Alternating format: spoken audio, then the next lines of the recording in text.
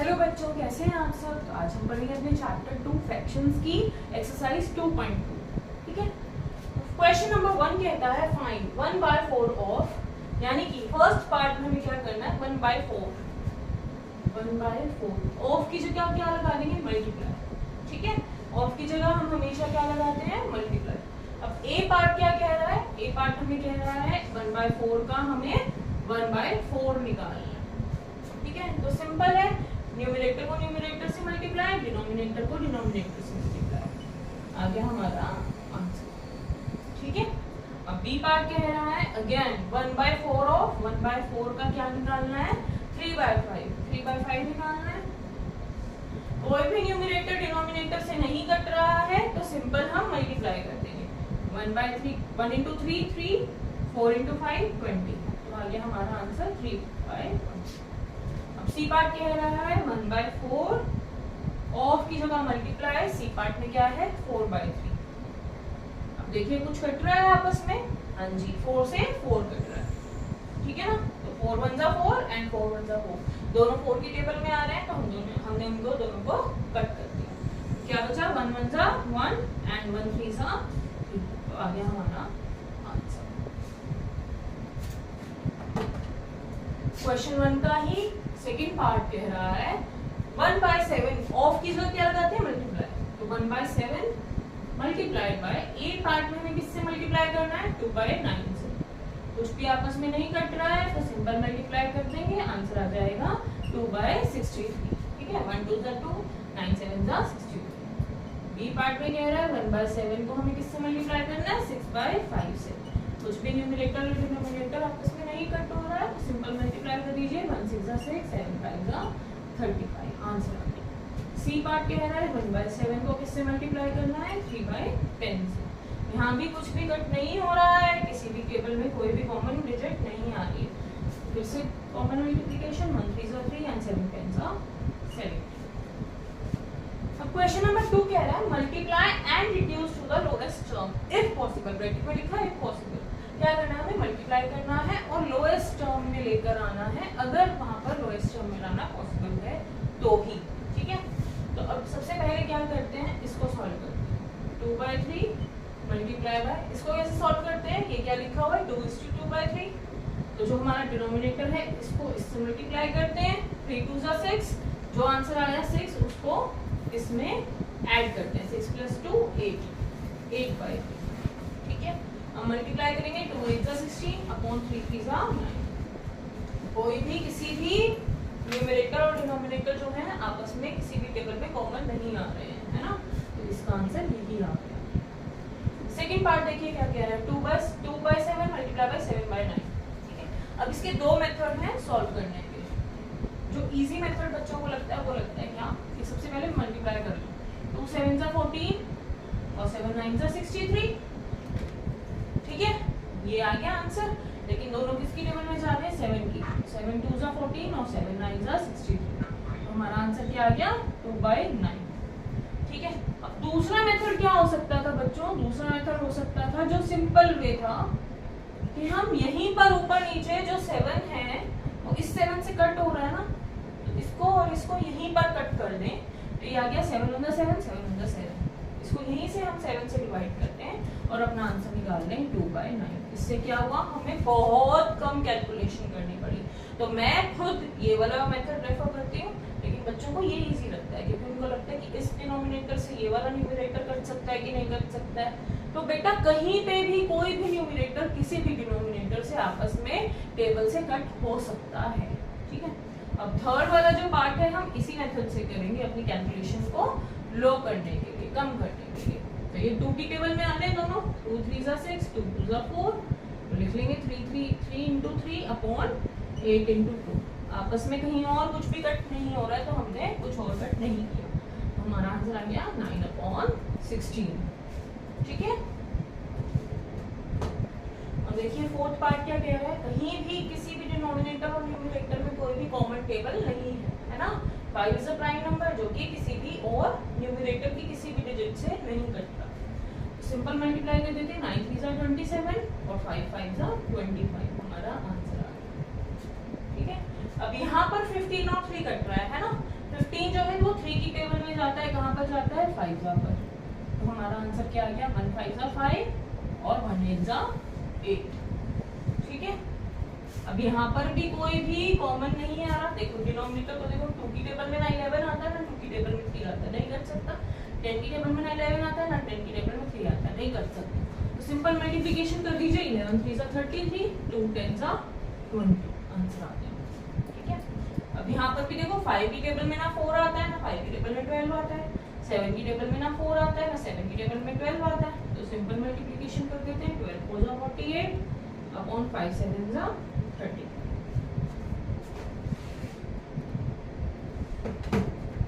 Question number 3 कह रहा है मल्टीप्लाई द फॉलोइंग फ्रैक्शंस। जो हमने क्वेश्चन 2 में किया वही क्वेश्चन 3 में भी करना है। फर्स्ट पार्ट में पहले इसको हम मिक्स फ्रैक्शन को इम्प्रॉपर में कन्वर्ट करेंगे। 2/5 into 4 5 are 20 plus 1 21 upon 4। कुछ डिवाइड हो रहा है आपस में। 5 किसी की टेबल में आ रहा है, 5 2 की टेबल में नहीं आता, 21 की में भी नहीं आता, लेकिन 4 जो है 2 से डिवाइड हो रहा है। 4 2 की टेबल में आ रहा है, 2 1 2 2 2 4। ठीक है, अब 2 जो है 21 की में नहीं आ रहा, तो इसको यहीं छोड़ देंगे और आपस में हम मल्टीप्लाई करना स्टार्ट कर देंगे। 21 1 21 अपॉन 5 2 10, आंसर आ गया। ठीक है, अब नेक्स्ट करो, पहले इसको इम्प्रॉपर फ्रैक्शन में कन्वर्ट कीजिए। 5 6 30 प्लस 2 32 अपॉन 5 मल्टीप्लाई बाय 7/9।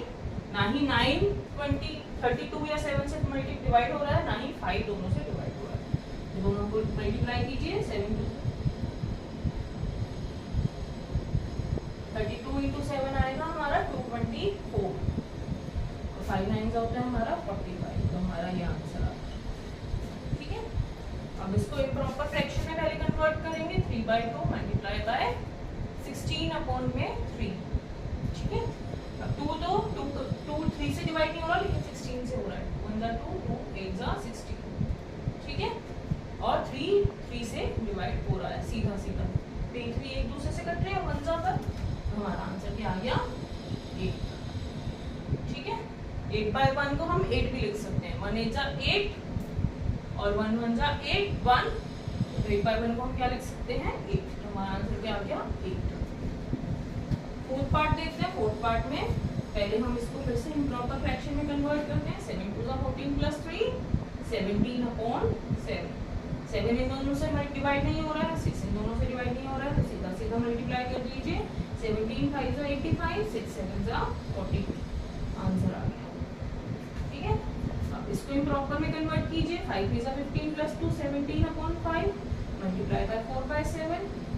7 इन दोनों से डिवाइड नहीं हो रहा है और 5 भी इन दोनों से डिवाइड नहीं हो रहा है, तो सीधा सीधा मल्टीप्लाई कर लेंगे। 17 4 जा 68 अपॉन 5 7 जा 35, आंसर आ गया। इसको इम्प्रॉपर फ्रैक्शन में कन्वर्ट करेंगे। पहले 5 2 जा 10 प्लस 3 13 अपॉन 5 मल्टीप्लाई बाय 3। अब 3 के नीचे कुछ भी नहीं है, तो हम अपॉन में 1 लगा लेते हैं।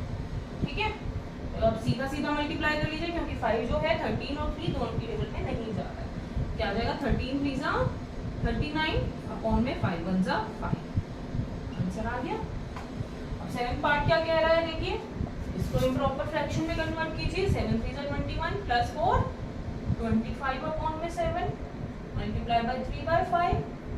5 जो है वो 25 से डिवाइड हो रहा है। 5 1 जा 5 और 5 25 की टेबल में कहाँ आता है 5 जा 7 दोनों से डिवाइड नहीं हो रहा है, तो सीधा मल्टीप्लाई कर देंगे। 5 3 जा 15 अपॉन 7 1 जा 7, हमारा आंसर आ गया। क्वेश्चन 4 कह रहा है विच इज ग्रेटर, कौन सा ग्रेटर है। तो फर्स्ट पार्ट में देखते हैं, पहले तो इसको सॉल्व करते हैं। ठीक है, 2/7 ऑफ की जगह मल्टीप्लाई 3/4 किसी की टेबल में आता है, हाँ जी 2 की टेबल में आ रहा है, तो 2 से डिवाइड हो रहा है। 2 1 जा 2 2 2 जा 4। ठीक है, क्या आ गया 1 3 जा 3 और 7 2 जा 40। ठीक है, ये आंसर आ गया हमारा सिंपलीफाई करके। अब इसको भी डिवाइड कर मल्टीप्लाई कीजिए, इसको भी सॉल्व कीजिए। 3/5 ऑफ की जगह मल्टीप्लाई का साइन 3/8। दोनों एक दूसरे में कहीं से भी डिवाइड नहीं हो रहे हैं, डिनोमिनेटर किसी भी न्यूमरेटर से नहीं जा रहा है, तो सिंपल हम डिवाइड कर देंगे। ठीक है, यहाँ पर लगाते हैं और। ठीक है, 3 3 जा 9 8 4 जा 8 5 जा 40। ठीक है, यहाँ तक समझ में आया। अब हमें कंपेयर कंपेयर करने के लिए इन दोनों डिनोमिनेटर को सेम करना पड़ेगा। या एक और तरीका क्या है कि हम ना इनको क्रॉस मल्टीप्लाई कर दें, इसको इससे मल्टीप्लाई कर दें और इसको इससे मल्टीप्लाई कर दें, साथ ही हम इन दोनों को भी आपस में मल्टीप्लाई करेंगे। ठीक है, हमारा आंसर आ जाएगा। क्या करते हैं, 43 सा 120, 14 9 सा क्या होता है,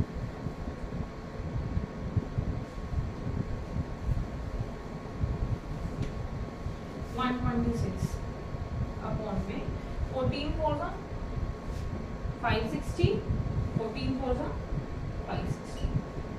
ठीक है, समझ में आया। इन दोनों को क्रॉस मल्टीप्लाई, इन दोनों का क्रॉस मल्टीप्लाई और आपस में इन दोनों का भी मल्टीप्लाई करके इस तरह से हम लिख लेते हैं। लिखा किस तरह से हमने, देखिए फिर से देखते हैं। 40 को 3 से मल्टीप्लाई किया, एरो इधर की साइड जा रहा है, यहाँ लिख दिया, क्या है आंसर 120। ठीक है, 14 को 9 से मल्टीप्लाई किया, एरो इधर जा रहा है, लिख दिया 126।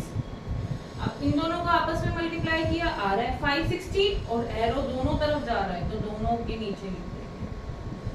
समझ में आया। कौन सा बड़ा दिख रहा है, 120 या 126? 126। डिनोमिनेटर सेम है तो हम क्या करेंगे, इसकी तरफ साइन कर देंगे। तो which one is greater, this one is greater. ठीक है, फिर से इसको भी इसी तरह से सॉल्व करके देखते हैं। 1/2 multiply by 6/7, 2/3 multiply by 3/7। Yes, इनमें मल्टीप्लाई करके देखो, कोई किसी से जा रहा है, हाँ जी, 2 से 6 हम डिवाइड कर, हमने 2 को 6 से डिवाइड कर लिया तो आंसर आया 3 और यहाँ पे आया 1, तो हमारा आंसर आ गया इधर 3/7। यस। इसी तरह से इसको सॉल्व करते हैं तो क्या आएगा, 3 से 3 सीधा कटता हुआ दिख रहा है, हमारा आंसर आ जाएगा 2/7। इसमें तो ये दोनों में हमारे डिनोमिनेटर सेम आ गए तो हमें मल्टीप्लिकेशन की इस वाले स्टेप की जरूरत ही नहीं है, हमें सीधा सीधा दिख रहा है कौन सा बड़ा है, 3/7 बड़ा है। तो इसकी तरफ हम अपना साइन लगा देंगे, क्या बड़ा हो गया हमारा, ये वाला। ठीक है, अब क्वेश्चन नंबर 5 कह रहा है, सेली प्लांट्स 4 सैपलिंग इन अ रो। सेली कितने प्लांट्स को ग्रो करती है, एक रो में 4 सैपलिंग्स को एक रो में लगाती है अपने गार्डन में। Distance between 2 saplings is 3/4 metre. देखो उसने क्या किया है, 4 प्लांट्स अपने गार्डन में लगाए हैं। ठीक है, अब सेकेंड लाइन में कह रही है कि दोनों, अगर वो एक से दूसरे सैपलिंग को ग्रो करती है, लगाती है, तो इन दोनों के बीच का जो डिस्टेंस होगा ना, वो हमेशा कितना होगा, 3/4 मीटर। इसी तरह इन दोनों के बीच का डिस्टेंस भी कितना होगा, 3/4 मीटर। इसी तरह इन दोनों के बीच का डिस्टेंस भी कितना होगा, 3/4 मीटर। अब वो क्या पूछ रही है, find the distance between the first and last sapling. तो फर्स्ट सैपलिंग से लास्ट सैपलिंग के बीच का डिस्टेंस कितना है, क्या करेंगे, तीनों को प्लस कर देंगे, या फिर क्या कर सकते हैं, 3/4 को 3 से मल्टीप्लाई। हमने 3 से क्यों मल्टीप्लाई किया, क्योंकि फर्स्ट और लास्ट सैपलिंग के बीच में 3 बार हम डिस्टेंस को मेजर कर रहे हैं, है ना, 3 बार हम डिस्टेंस को मेजर कर रहे हैं, तो 3/4 को हम 3 से मल्टीप्लाई करेंगे, ना कि 4 से। जनरली बच्चे यही गलती कर रहे हैं कि 4 से मल्टीप्लाई कर रहे हैं, लेकिन हमें किससे मल्टीप्लाई करना है, 3 से मल्टीप्लाई करना है। तो स्टेटमेंट्स के साथ देखते हैं इस वाले आंसर को।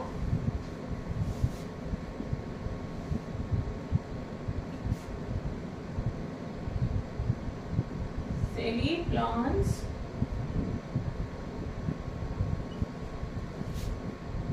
saplings in a row is equals to 4. ठीक है, the distance between first and last, sorry, the distance between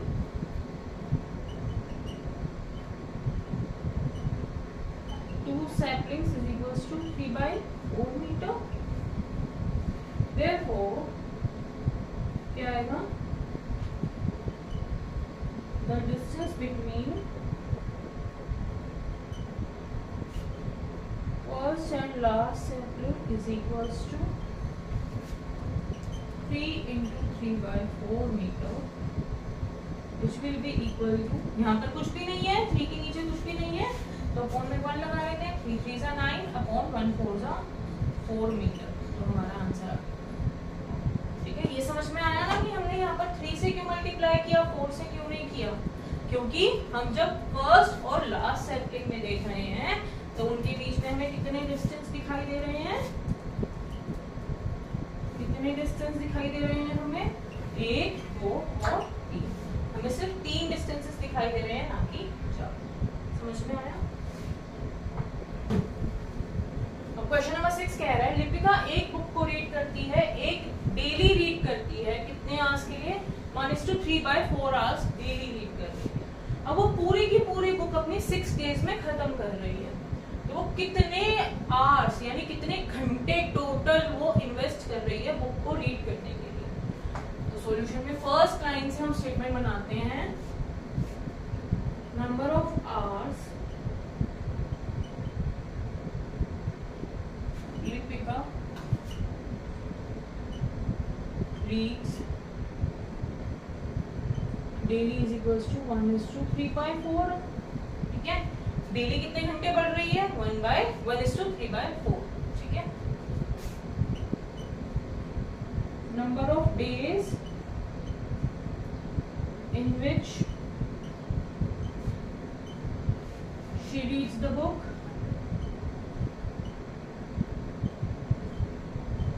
कितने डेज में कर रही है कंप्लीट? 6 डेज में। ठीक है, लास्ट स्टेटमेंट क्या चाहिए हमें? टोटल आवर्स या टोटल नंबर ऑफ आवर्स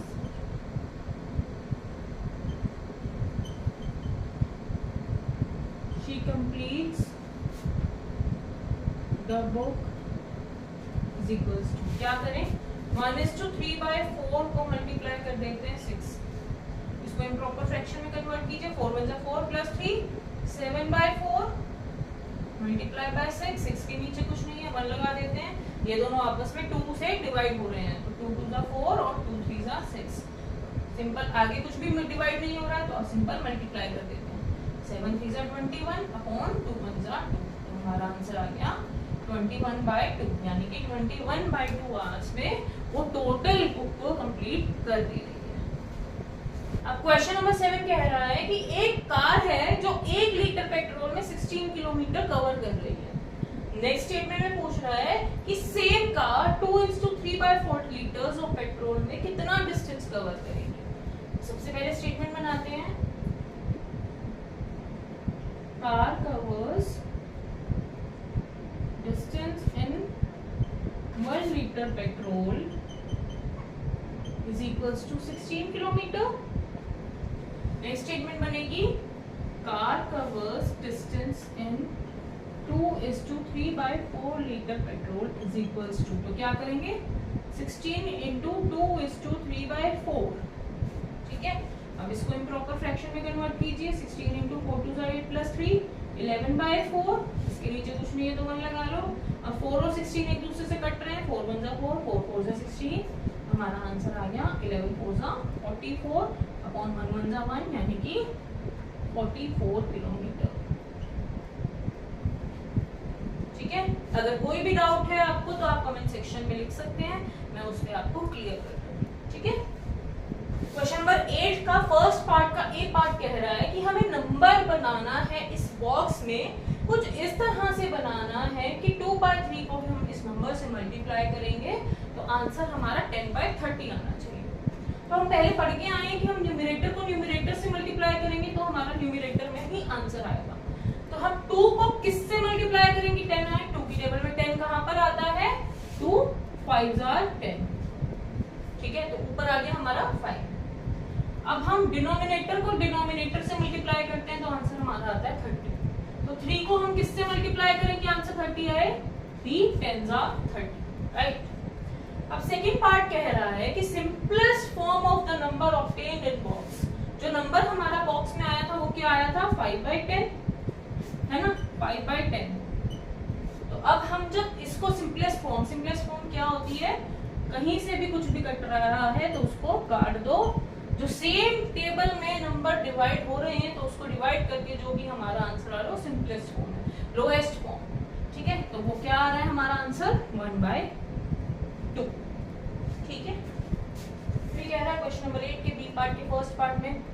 जो हमने ए पार्ट में किया था सेम इसमें भी करना है। बॉक्स में कोई ऐसा नंबर बताइए जो 3 से हम 3/5 से मल्टीप्लाई करें तो 24/75 हमें आंसर दे। ऊपर वाले को न्यूमरेटर वाले को न्यूमरेटर से, डिनोमिनेटर वाले को डिनोमिनेटर से हमें मल्टीप्लाई करना है, तो ये आंसर आना चाहिए। ठीक है, तो 3 को हम किससे मल्टीप्लाई करें कि आंसर 24 आए? किससे करें? 3 की टेबल में देखो 3 8 जा 25। ठीक है, 3 8 जा 24। 5 की टेबल में 75 कहां पर आता है? हमें इस तरह से तो पता नहीं चल रहा है, तो 75 को 5 से डिवाइड करके देख लीजिए, तो हमारा आंसर क्या आएगा? देखो हमारा आंसर आ रहा है 15। 15 5 जा 75, तो 5 को किससे मल्टीप्लाई करेंगे? हमारा आंसर आए 75 15 से। अब सेकंड पार्ट में हमें फिर से यही कह रहा है कि इसकी सिंपलेस्ट फॉर्म निकालो। जो हमारा नंबर आया है बॉक्स में यानी कि 8/15, इसकी सिंपलेस्ट फॉर्म कोई हो सकती है? सिंपलेस्ट फॉर्म में ही है ये। 8 और 15 आपस में किसी की टेबल में भी इंटरैक्ट एक दूसरे से नहीं करते हैं, तो इसका आंसर क्या आ जाएगा? 8/15 ही आएगा आंसर। ठीक है, आई होप आपको ये वीडियो अच्छा लगा हो। अगर वीडियो अच्छा लगा हो तो प्लीज लाइक कीजिए, शेयर कीजिए और सब्सक्राइब कीजिए। अगर कोई भी आपको डाउट है तो प्लीज कमेंट सेक्शन में मेंशन कीजिए। I will be clearing that doubts. Thank you.